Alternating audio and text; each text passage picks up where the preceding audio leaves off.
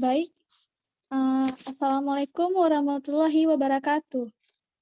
Waalaikumsalam warahmatullahi wabarakatuh. Saya selaku moderator di kelompok 1A akan memperkenalkan anggota kelompok saya. Yang pertama Aurelia Putri Ahadat, yang kedua Farin Regina, yang ketiga Viranika Maudi, yang keempat Erna Lisma, yang kelima Zara Aulia, yang keenam Eja Sapriansyah, dan yang terakhir saya sendiri Isnaini Maidina. Baik, izinkan kelompok kami untuk mempresentasikan materi dari sejarah parasitologi yang akan dipresentasikan oleh saya sendiri, Isnaini Medina. Baik, slide selanjutnya.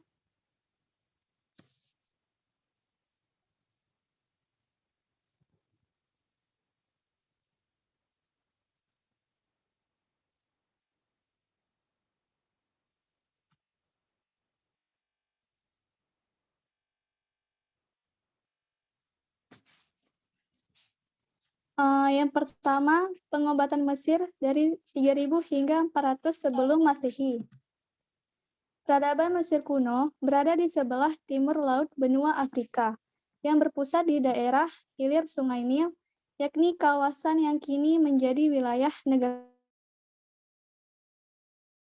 ini dimulai dengan unifikasi Mesir hulu dan hilir sekitar 3150 sebelum Masehi. Permasalahan medis pada masa itu kebanyakan berasal dari kondisi lingkungan di sana.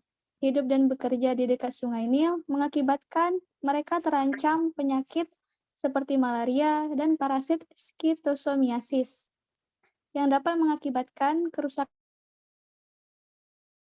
pencernaan.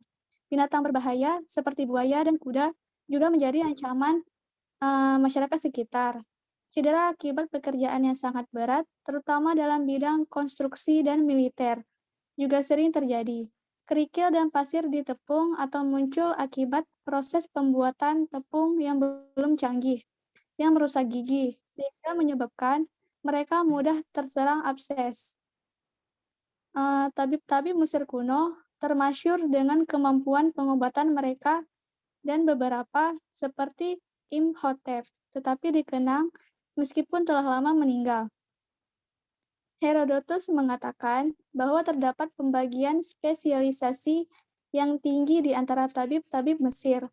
Misalnya beberapa tabib hanya mengobati permasalahan pada kepala atau perut, sementara yang lainnya hanya mengobati masalah mata atau gigi.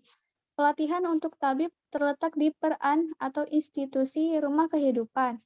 Yang paling terkenal terletak di Perbested semasa Kerajaan Baru dan Abydos serta Sais dari periode akhir.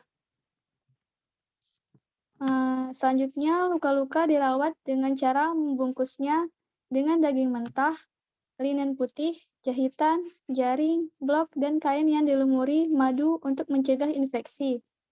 Mereka juga menggunakan opium untuk mengurangi rasa sakit. Baik, slide selanjutnya.